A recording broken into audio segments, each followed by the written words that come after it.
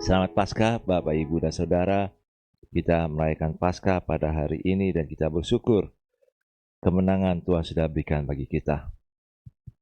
Saya ingin mengapresiasi kemarin hari Jumat dan Sabtu itu para pembina GA membuat retreat bersama dengan para orang tua dan pengorbanan mereka sangat baik, disertai dengan para orang tua juga. Ada ya, orang tua mereka tuh berjuang dan ya masak itu, khususnya Yanti dan Yeni itu masak dari pagi sampai sampai selesai. Yang lain belum bangun, mereka berdua sudah bangun pagi-pagi jam 4. Jadi ya luar biasa itu mereka. Dan mereka siapkan pontang-panting sih memang, tapi walaupun katanya capek, tapi mereka selalu bilang semangat. Ya, bersyukur. Dan akhirnya saya lihat, wah ini boleh juga ya. Berarti kalau memang ada kesempatan kita buat retreat bersama dengan jemaat. Jadi artinya bersama-sama nikmati fellowship kebersamaan, dan rencana sih tanggal 15, 16, 17 Juni. Karena pas tanggal 17 Juni itu hari libur. Jadi 15 hari Sabtu, 16 hari Minggu, 17 hari Senin. Berarti kita bisa 3 hari 2 malam. Nah, ini dia baru dibicarakan.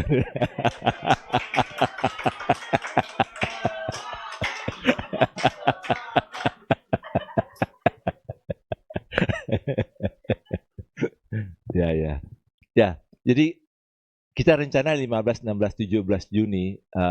Jadi kita berharap. Jadi fellowship-nya, retreat-nya kita nggak perlu terlalu serius seperti dulu-dulu.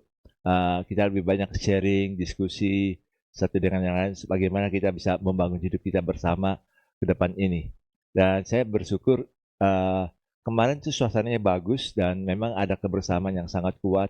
Jadi lebih cair, lebih hidup, dan biayanya tidak terlalu mahal juga sih sebenarnya. Kemarin tuh biayanya tidak terlalu mahal. Kemarin tuh satu orang tuh cuma dikenakan 250, 2 hari 1 malam, dan suasananya bagus.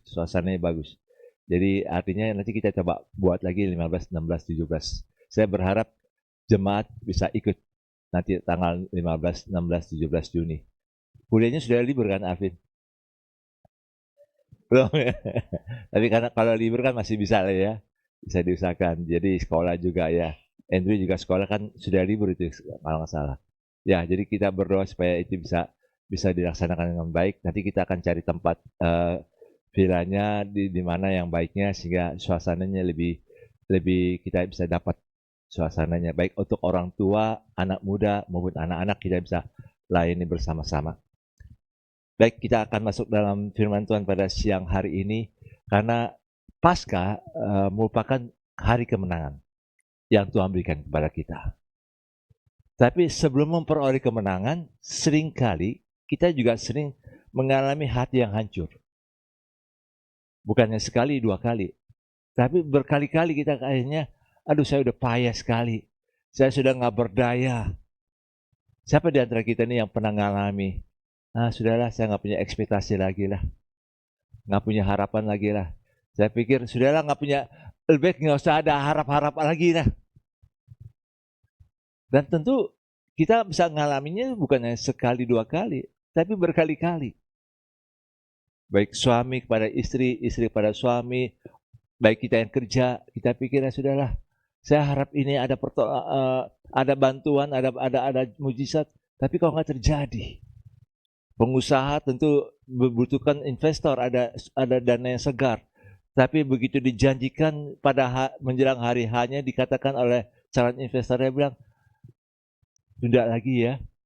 Waduh, itu sebagai pengusaha itu ekspektasinya langsung down. Jadi dia pikir dia sudah nggak bisa lagi berharap. Nah, demikian juga anak-anak sekolah yang kuliah.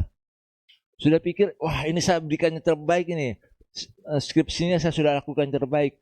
Karya saya sudah berikan yang terbaik nih. Tapi tetap dikasih nilai C+. Tapi Alvin nggak pernah C+ ya. Atau B minus lah. Padahal kita berharap ini paling tidak B plus. Tapi dapatnya B minus, aduh kecewa. Jadi seolah-olah, aduh di mana ya salah saya? Padahal nggak ada salah. Nah, di situ yang namanya hati yang hancur. Rasanya sudah nggak punya harapan lagi.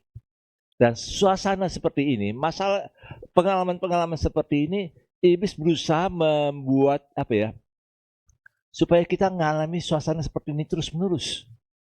Dia berusaha supaya mengatakan, imanmu nggak ada gunanya, imanmu sia-sia, kamu berdoa sia-sia, kamu membaca firman Tuhan sia-sia. Di mana Tuhanmu?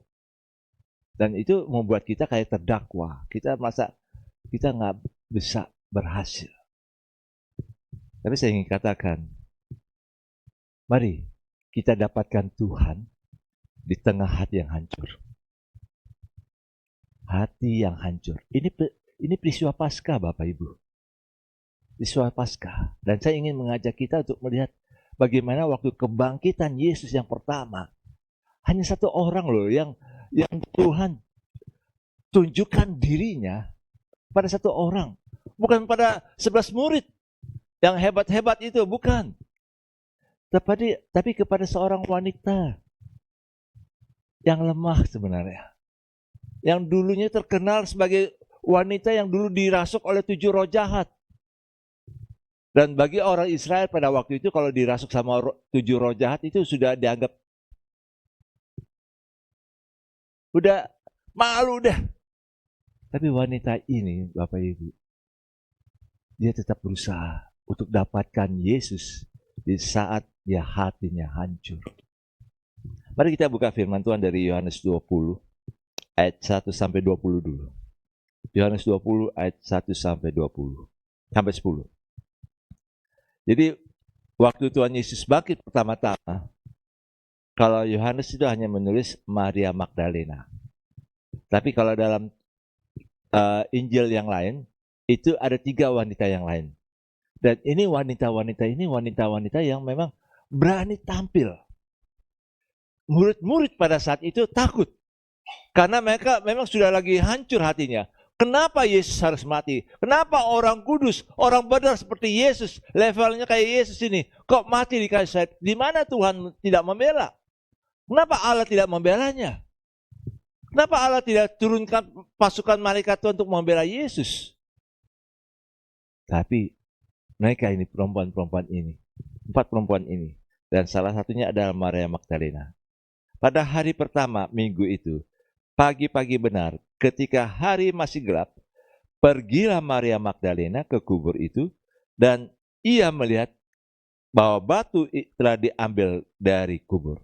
Ia berlari-lari mendapatkan Simon Petrus dan murid yang lain yang dikasihi Yesus, dan berkata kepada mereka, Tuhan telah diambil orang dari kuburnya, dan kami tidak tahu di mana ia diletakkan. Jadi suasananya begini Bapak Ibu.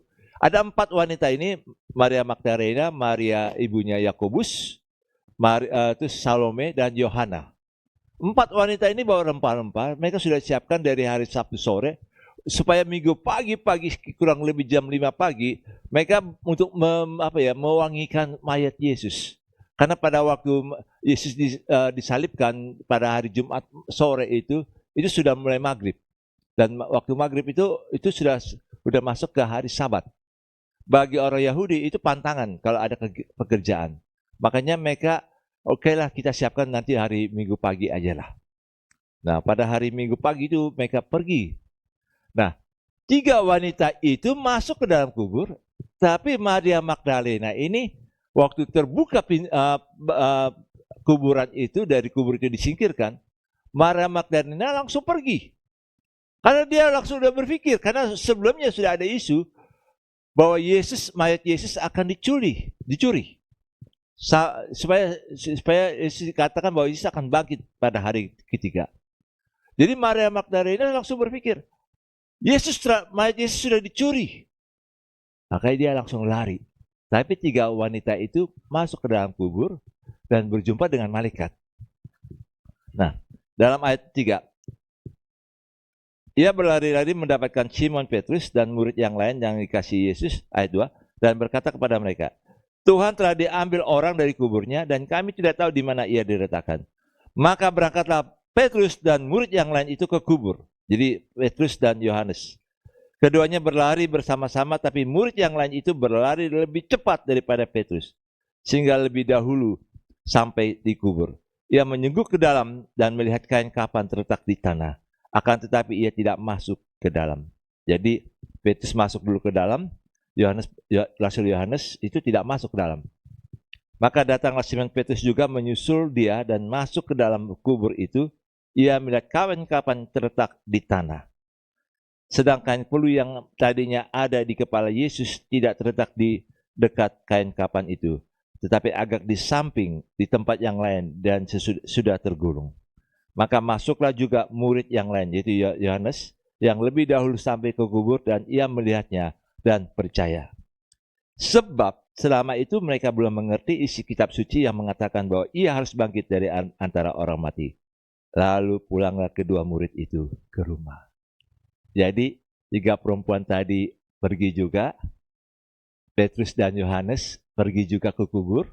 Waktu pergi ke kubur hanya melihat kain kafan dan kain peluh terletak, tapi tidak berjumpa dengan Yesus. Mereka dapatkan kubur yang kosong, tapi tidak berjumpa dengan Yesus. Mereka biarkan hati mereka tetap hancur, kecewa karena Yesus mati di kayu salib, tapi mereka tidak mendapatkan Yesus. Ini yang seringkali terjadi bagi banyak orang. Waktu hatinya hancur, tidak lagi ada ekspektasi, sudah nggak ada lagi harapan. Sudahlah, saya nggak perlu lagi harap-harap ada perubahan lagi dalam hidup ini. Tapi tidak mau berjumpa dengan Yesus. Mari kita lihat dalam ayat 11. Maria Magdalena ini. Tetapi Maria berdiri di dekat kubur dan menangis. Jadi diperhatikan di sini, Maria tidak lari. Maria tidak pergi dari kubur itu. Dia tetap ada dalam kuburan. Sambil menangis, ia menyenggut ke dalam kubur itu. Dia ingin tahu lagi, dia melihat ke dalam. Dan tampaklah olehnya 2 orang malaikat berpakaian putih, yang seorang duduk di sebelah kepala dan yang lain di sebelah kaki di tempat mayat Yesus terbaring. Tapi malaikat-malaikat itu kepadanya, kata malaikat-malaikat itu kepadanya, "Ibu, mengapa engkau menangis?" Jawab Maria kepada mereka, "Tuhanku telah diambil orang, dan aku tidak tahu di mana ia diletakkan." Mari kita perhatikan di sini, Bapak Ibu. Jadi dia berjumpa dengan malaikat ini, 2 orang. Kalau tadi 3 orang wanita itu melihat cuma 1 malaikat, tapi kali ini dia melihat 2 orang. Dan malaikat itu tanya, "Ibu, mengapa engkau menangis?" Maria tidak takjub dengan malaikat. Maria Magdalena tidak takjub, hanya melihat malaikat saja. Biasa kalau kita sudah lihat malaikat, wow, ini ada malaikat Tuhan ini. Dia tidak takjub dengan itu. Tapi dia tetap ingin cari, dapatkan Yesus. Waktu dia nangis dalam kepedihan hati, dia tahu bahwa ada, kok di mana nih mayat Yesus, di mana Yesus berada. Dia ingin tahu di situ. Dan pada waktu 2 malaikat itu tanya kepada Maria ini, "Ibu, mengapa engkau menangis?" Maria tetap katakan, "Tuhanku telah diambil orang, dan aku tidak tahu di mana ia diletakkan." Dia katakan Tuhanku. Artinya apa, Bapak Ibu? Walaupun Yesus sepertinya dikalahkan di kayu salib, nggak berdaya di kayu salib, dia tetap Tuhanku. Dia tetap perkasa. Seringkali banyak orang yang berpikir seolah-olah kalau Tuhan tidak menolong kita, Tuhan itu nggak berkuasa. Kok Tuhan biarkan kita mengalami penderitaan, kesulitan? Kok Tuhan nggak segera menjawab doa kita? Kok Tuhan tidak suka menunda-nunda menolong kita? Tapi saya ingin katakan, mari kita belajar dari Maria ini. Tuhanku. Dia tetap katakan Tuhanku. Dia berkuasa atas hidupku. Karena dia sudah berikan hidupnya kepada Yesus. Dan ayat 14. Sesudah berkata demikian, ia menoleh ke belakang dan melihat Yesus berdiri di situ. Tapi ia tidak tahu bahwa itu adalah Yesus. Karena kepedihan hati, itu dia melihat Yesus, tapi dia nggak tahu, nggak kenali Yesus. Banyak orang yang gini, Bapak Ibu, banyak orang kalau lagi banyak pergumulan, lagi banyak pikiran, Yesus ingin tolong, dia nggak tahu tuh ada Yesus di sekitar. Tuhan sebenarnya ada, tapi dia rasanya Tuhan tuh kok begitu jauh dari kita. Itu banyak orang yang mengalami seperti itu. Tapi katakan di sini, ia tidak tahu bahwa itu adalah Yesus. Kata Yesus ayat 15 kepadanya, "Ibu, mengapa kau menangis? Siapakah yang kau cari?" Maria menyangka orang itu penunggu taman. Lalu berkata kepadanya, "Tuan, jikalau Tuhan yang mengambil dia, katakanlah kepadaku di mana Tuhan meletakkan dia, supaya aku dapat mengambilnya." Jadi dia pikirnya Yesus ini tukang kebun. Dia pikir Yesus ini orang biasa. Itulah, dia kenal Yesus sebenarnya. Dia tahu Yesus. Tapi karena kepedihan hati membuat matanya tertutup untuk melihat kehadiran Tuhan. Ini yang seringkali kita, kalau kita lagi dalam mengalami masalah yang berat, hati kita lagi kacau, seringkali kita nggak bisa melihat Yesus. Kehadiran Tuhan dalam hidup kita. Tuhan hadir, tapi kita pikir Tuhan nggak hadir. Nah, perhatikan dalam ayat 16. Jadi, waktu Yesus bertanya demikian aja dia nggak tahu. Tapi dikatakan demikian ayat 16. Kata Yesus kepadanya, "Maria." Wow. Jadi waktu dikatakan Maria, Maria berpaling dan berkata kepadanya dalam bahasa Ibrani, "Rabuni," artinya guru. Jadi begitu dia dengar kata Yesus, Yesus menyebut dia Maria. Suara itu katanya kayak dia sudah kenal sekali, familiar sekali. Bahkan dia tahu bahwa waktu Yesus memanggil dia Maria, berarti Yesus tahu dirinya, identitasnya. Dan saat itu Maria sadar, itulah Yesus. Bapak, Ibu, dan Saudara, Tuhan sebenarnya kenal diri kita. Dia kenal nama kita. Secara pribadi dia kenal. Dia bahkan bukan hanya menyebut nama orang itu, "Hei, siapa kamu?" Tapi dia sebut nama. Dia tahu diri kita, nama kita. Sebelum kita dikasih nama, dia tahu nama kita sebenarnya. Kenapa dia berikan, Tuhan itu berikan kepada orang tua kita waktu kita lahir nama pada kita? Karena Tuhan sudah taruh di hati orang tua. Ini loh kasih nama ini. Anak ini kasih nama ini. Makanya Bapak Ibu bersyukurlah dapat nama.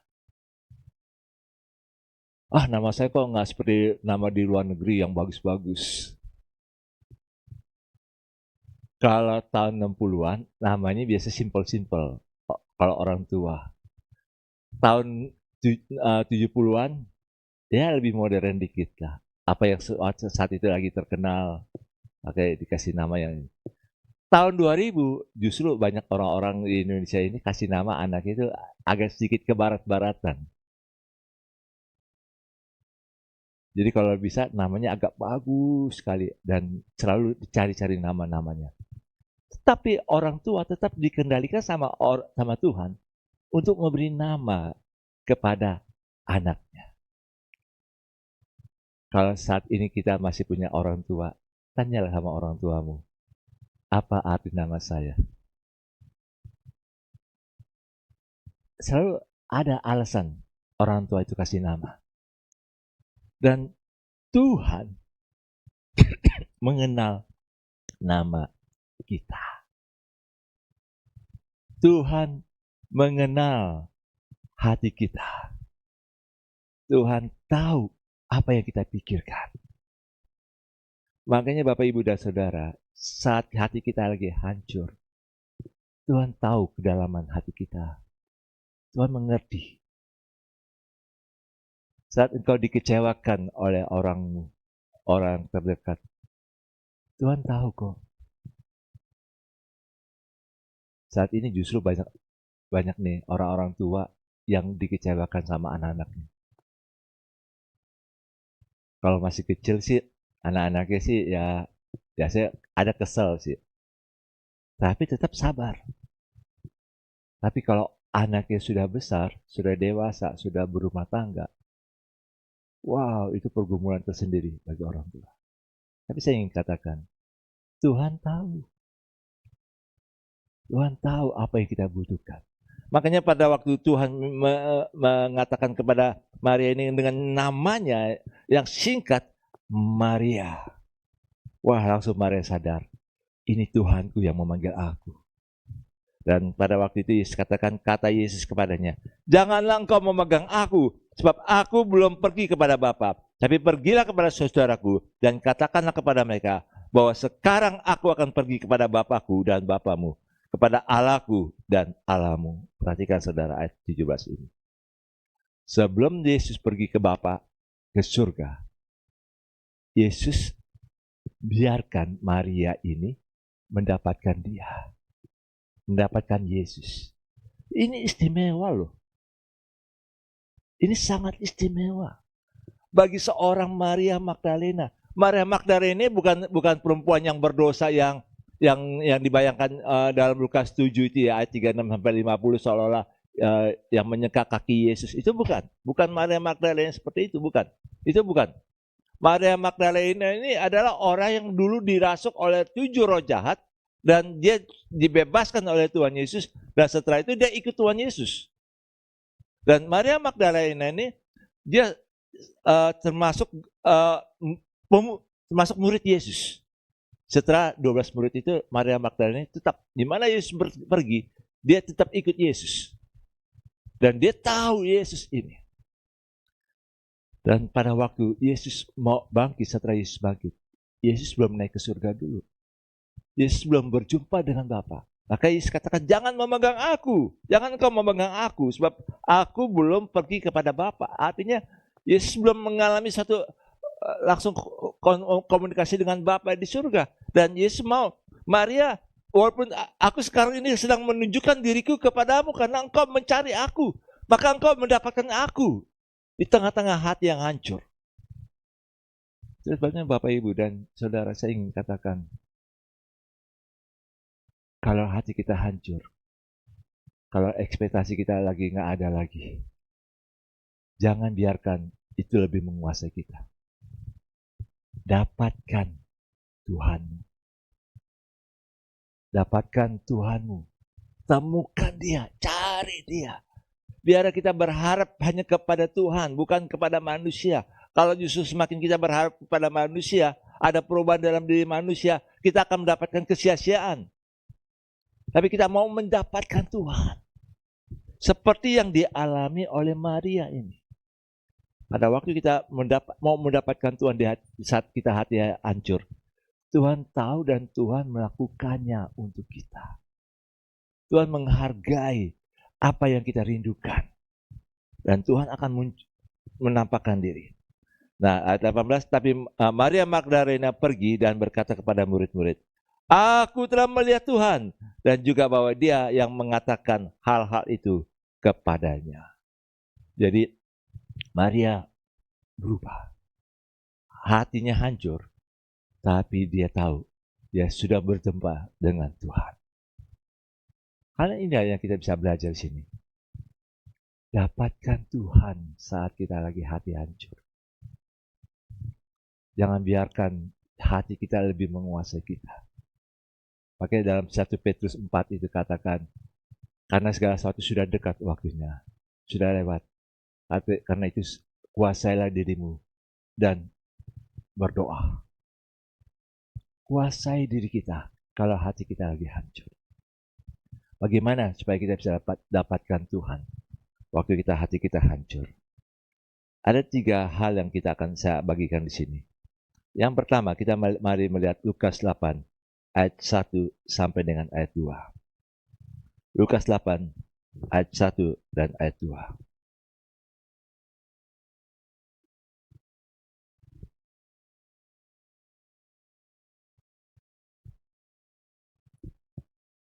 Dikatakan demikian oleh firman Tuhan. Lukas 8 ayat 1.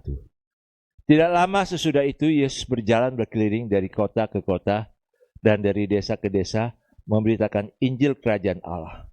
Ke-12 muridnya itu bersama-sama dengan dia. Dan juga beberapa perempuan yang telah disembuhkan dari roh-roh jahat atau berbagai penyakit, yaitu Maria yang disebut Magdalena, yang telah dibebaskan dari 7 roh jahat. Artinya gini Bapak Ibu, yang pertama yang kita harus perhatikan kalau kita lagi hati hancur itu dapatkan Tuhan, ingatlah bagaimana Tuhan mengampuni dosa kita, bagaimana Tuhan membebaskan hidup kita, bagaimana Tuhan menyembuhkan sakit penyakit kita. Dan ingat itu, apapun yang kita lakukan, apapun yang kita alami, ingat selalu, oh Tuhan, Engkau luar biasa, Engkau tetap mengasihi aku. Lagu terakhir tadi katakan, apa arti hidupku? Yesus, apa arti hidupku bila kau tak berikan nyawamu? Jadi pada waktu kita lagi hati hancur, lagi kecewa, mari kita katakan, Yesus, apa arti hidupku bila kau tak berikan nyawamu? Yang terbaik tersedia bagiku, ku bersyukur atas kasih karunia. Pengalaman-pengalaman yang pahit itu akan selalu menimpa kita.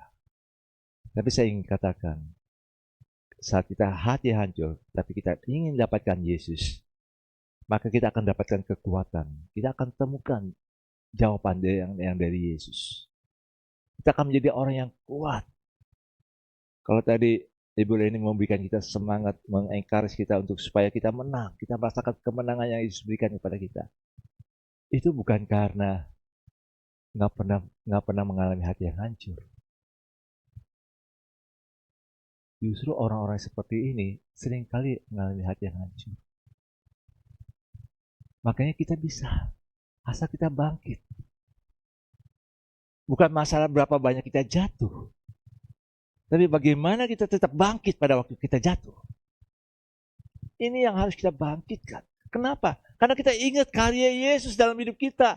Bagaimana kita diselamatkan, bagaimana kita ditebus oleh Yesus, bagaimana dosa kita diampuni, bagaimana kita dibebaskan dari roh-roh jahat, bagaimana kita disembuhkan dari sakit penyakit.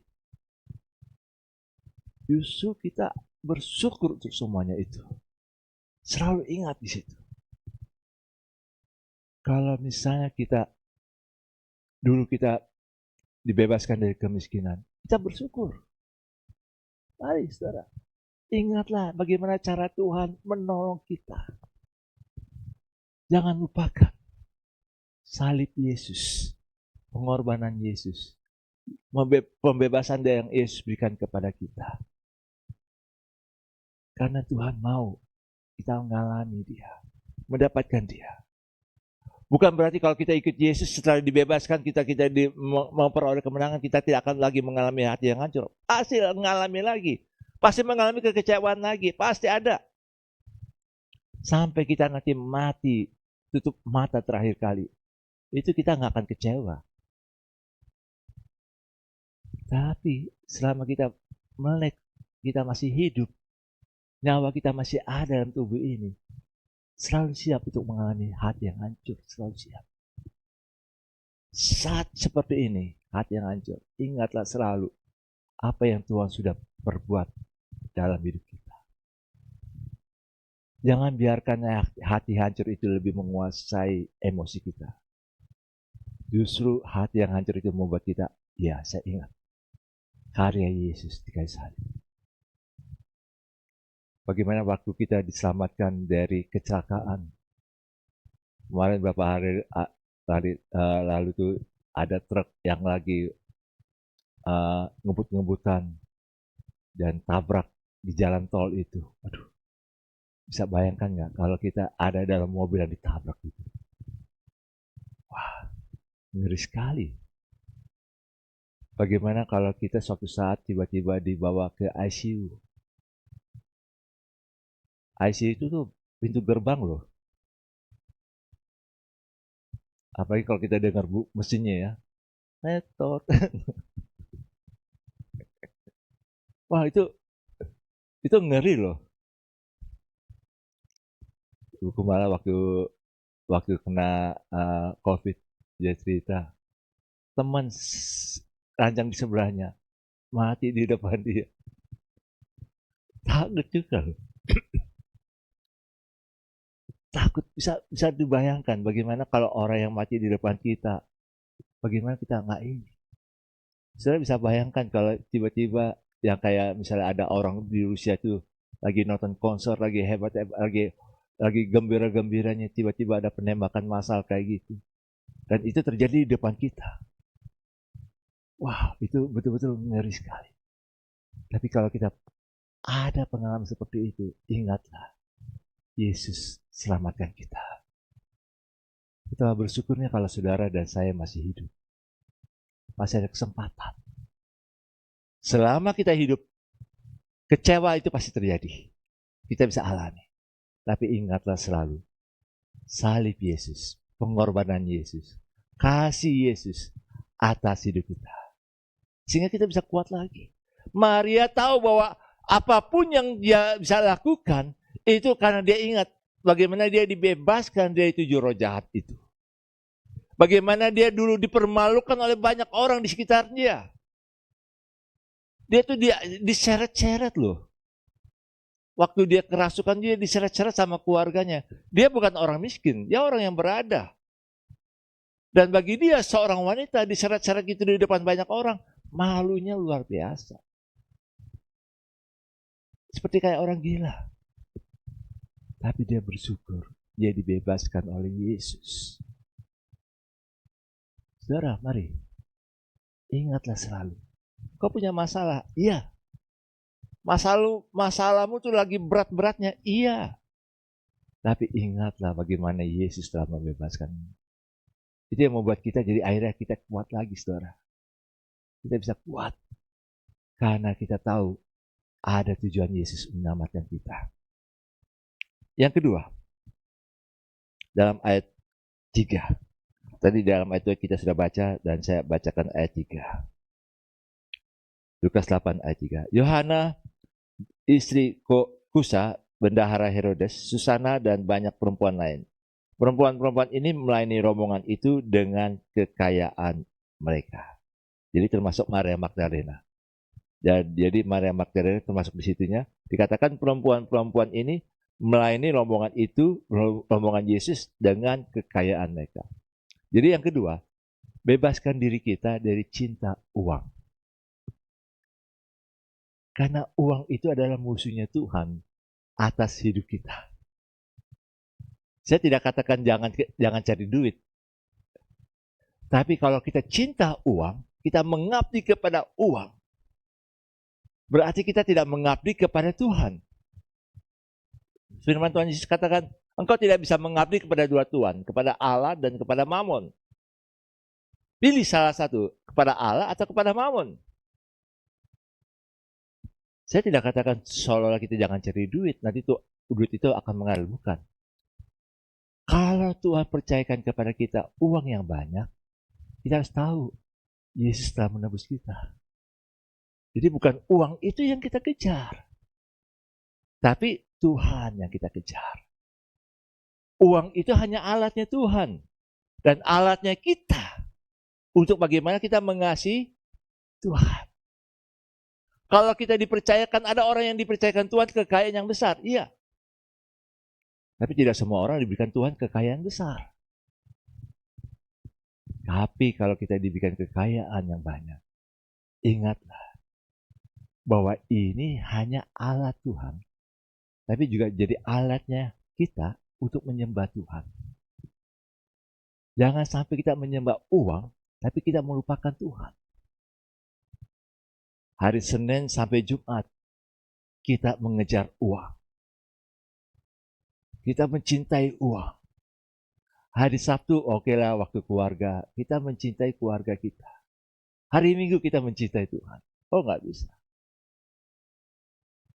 Kalau kita mencari uang, bukan karena kita ingin kejar uang, bukan karena kita mencintai uang. Tapi karena kita tahu, Tuhan bisa pakai juga uang itu untuk kita bisa menyembah Dia. Mari kita pakai uang itu untuk menyembah Dia, untuk mengasihi Dia. Seperti perempuan-perempuan ini. Kalau kita terlalu mencintai uang, kalau kita mencintai uang, pada saat hati kita lagi hancur, maka roh kita juga hancur. Semangat kita juga hancur. Kita nggak berdaya sama sekali, Bapak Ibu. Tidak sedikit nanti banyak orang nih, Bapak Ibu, ke depan ini yang akan banyak bunuh diri lagi. Kenapa? Karena dia membiarkan dirinya mencintai uang, bukan mencintai Tuhan. Orang-orang yang mencintai uang membuat dirinya jadi lemah. Pada saat dia hatinya hancur, pada saat dia kecewa, dia betul-betul berpikirnya, nggak ada harapan lagi, bunuh diri. Kalau kita tahu salib Yesus, pengorbanan Yesus yang besar bagi kita akan selalu ingat, uang itu hanya sebagai alat Tuhan untuk supaya kita bisa hidup. Tapi juga alat kita untuk menyembah Dia. Tapi kan itu untuk orang yang punya duit banyak. Tapi kalau saya duitnya dari belas kasihan orang, bagaimana ya? Bersyukur. Karena engkau tetap sehat. Jangan bandingkan diri kita dengan orang lain yang punya uang banyak. Jangan. Kenapa? Karena itulah kasih karunia Tuhan. Saya bersyukur. Apapun yang kami alami, yang kami hadapi, tetap nikmati makanan yang ada. Kenapa? Banyak duit tergoda loh untuk dapat makannya enak. Makannya enak, udah enak, mahal lagi. Tapi bisa mendatangkan sakit penyakit. Dulu kalau habis persekutuan malam, jam 9 udah selesai, jam setengah 10 udah selesai.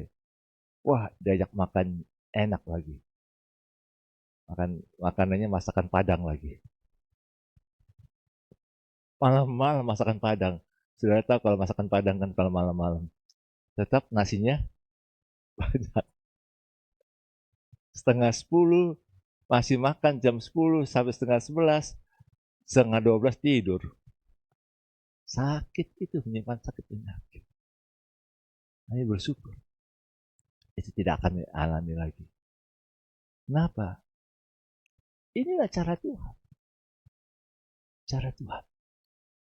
Bersyukurlah kalau kita menerima apa adanya dalam rumah.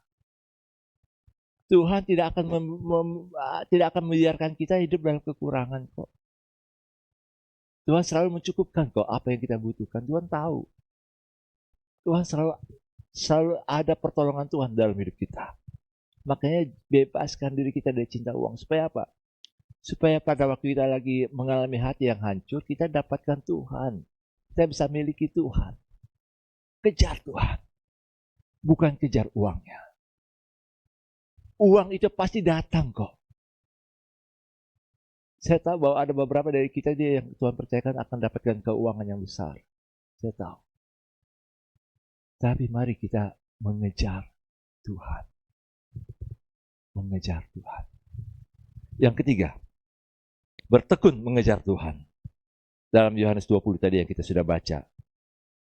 Dalam ayat 13, kata malaikat-malaikat itu kepadanya, dari Yohanes 20 tadi, "Ibu, mengapa engkau menangis?" Jawab Maria kepada mereka, "Tuhanku telah diambil orang dan aku tidak tahu di mana ia diletakkan." Jadi dia tetap ingin mendapatkan. Di mana kalau Yesus dicuri, Pak Yesus dicuri, di mana dapatnya? Ada di mana itu? Sesudah berkata demikian, ia menoleh ke belakang dan melihat Yesus berdiri di situ. Tapi ia tidak tahu bahwa itu adalah Yesus. Kata Yesus kepadanya, "Ibu, mengapa engkau menangis? Siapakah yang kau cari?" Maria menyangka orang itu adalah penunggu taman. Lalu berkata kepadanya, "Tuan, jikalau Tuhan mengambil dia, katakanlah kepadaku di mana Tuhan meletakkan dia, supaya aku dapat mengambilnya." Walaupun dia belum mengerti tentang kebangkitan Yesus. Dia tahu ada kebangkitan Yesus, tapi dia belum terbuka pikirannya. Dia belum mengerti firman-Nya, tapi dia tetap ingin mencari Yesus. Walaupun kita bukan orang yang jago-jago banget tentang firman. Kita mungkin nggak ngerti tentang firman. Kita mungkin nggak ngerti bagaimana cara Tuhan akan menolong kita. Kita nggak ngerti, kita nggak tahu. Tapi yang paling penting bagi kita adalah tetaplah cari Yesus. Dapatkan Yesus. Walaupun mungkin kita sudah katakan, "Tuhan, saya nggak punya harapan lagi Tuhan. Saya lakukan ini ya, sudah terpaksa Tuhan." Ya lakukan aja. Pergi. Tuhan ini nggak mungkin kalau saya pertemuan, kalau ada seorang pebisnis, dia bercerita pada waktu dia mau buat ada pertemuan, dia bilang, aduh saya udah nggak bisa lagi, saya sudah lagi nggak ada harapan lagi nih. Ya kalau memang udah harus pergi pertemuannya, pergilah aja pertemuan ini. Dia tetap pergi. Kalaupun kita nggak ngerti bagaimana cara Tuhan menolong kita, tetaplah percaya. Cari Tuhan. Dapatkan Tuhan. Tuhan, aku mau percaya kepadamu. Walaupun aku nggak punya lagi daya. Aku mau berusaha Tuhan. Justru orang-orang seperti ini, Tuhan akan tolong. Tapi kalau saudara, aduh, semua orang sudah pergi. Maria Magdalena sudah lihat, Petrus, Yohanes pergi dari kubur. 3 temannya yang sama-sama dengan dia, semua udah pergi. Saya sendiri di kuburan ini. Wow, itu bukan sesuatu yang mudah bagi seorang Maria Magdalena. Tapi dia tahu bahwa dia harus dapatkan Yesus. Dia harus mendapatkan Yesus. Mari kita bertekun mendapatkan Yesus. Memang nggak ada lagi harapan, tapi bertekun dalam doa. Memang kita selalu disakiti oleh orang lain. Bertekunlah mengampuni orang itu. Memang seolah-olah pintu semua tertutup bagi kita. Tapi kita bisa bertekun mengetuk pintu Tuhan. Walaupun semua pintu tertutup bagi saya, nggak ada lagi bagaimana saya bisa bangkit dari sini. Saya tetap mengetuk pintu Tuhan. Seperti kata firman-Mu, ketuklah pintu, maka pintu akan dibukakan kepadamu. Tuhan, saya nggak bisa mendapatkannya lagi, bagaimana cara jalan keluarnya? Tuhan katakan, tetaplah, carilah, maka engkau akan mendapatkannya. Tuhan, saya nggak tahu lagi bagaimana saya bisa memintanya. Tapi Tuhan katakan, mintalah, maka engkau akan menerimanya. Jadi Bapak, Ibu, dan Saudara, tetap bertekun. Walaupun kita nggak tahu cara Tuhan menolong kita. Apalagi kalau dokter sudah vonis, kamu pasti mati dalam penyakit. Ini katakan, tetap bertekun mencari pertolongan Tuhan. Bagaimana caranya? Mungkin saudara nggak tahu Tuhan menyembuhkan saudara itu bagaimana caranya. Tapi percayalah Tuhan akan menolong. Jadi di tengah-tengah ketidak ada harapan lagi, di situ kita tetap bertekun. Ini yang seperti yang dialami oleh Abraham. Waktu Tuhan katakan, persembahkanlah anakmu yang tunggal itu kepadaku. Bawalah ke tempat yang akan kutunjukkan kepadamu. Abraham sambil jalan dengan anaknya Ishak. Saya menduga dia juga ngelirik ke kiri ke kanan loh. Ini ada kambing domba nggak ya yang nyangkut ini? Sampai dia masih ikat Ishak, diikat ke belakang. Dan Ishak itu digendong, dibawa ke mesbah yang dia bangun. Dia masih ngelirik, ada domba nggak nih? Ada nggak yang menjadi pengganti? Pada waktu dia hunuskan pisaunya, mau sampai ke leher Ishak, dia tinggal pasrah aja. Tuhan, kehendakmu yang terjadi. Dan pada saat dia lagi mau hampir taruh pisau itu di leher Ishak untuk disembelih, Tuhan katakan, jangan. Dia kaget. Jangan kau lakukan itu. Dia langsung ke langit. Kenapa Tuhan? Aku sudah sediakan domba. Lihat. Dan dia mendengar seekor domba tersangkut di semak-semak. Wow. Ini cara Tuhan, saudara. Kadang kita juga harus nekat. Tapi Tuhan juga bisa mencegah kita dari kenekatan kita. Yang penting bagi kita apa? Percaya. Walaupun kita lagi hancur, nggak ada harapan. Percaya. Percaya. Selalu ada pertolongan Tuhan. Selalu ada pertolongan Tuhan. Saya rasakan saat ini banyak sekali orang yang mengalami sepertinya nggak berdaya lagi. Tapi saya ingin katakan, tetap bertekunlah mencari Tuhan. Karena Tuhan ingin menjumpaimu. Tuhan ingin mengunjungimu secara pribadi. Seperti yang dialami oleh Maria Magdalena ini. Mari, kita rasakan Tuhan mengunjungi kita secara pribadi. Pada saat kita lagi hati kita hancur. Kebangkitan Yesus memberikan kita kemenangan. Dan kemenangan itu saat kita lagi hati hancur. Kemenangan Tuhan berikan kepada kita. Dari hari ke hari, dari waktu ke waktu, dari tahun ke tahun, sampai kita tutup mata. Amin.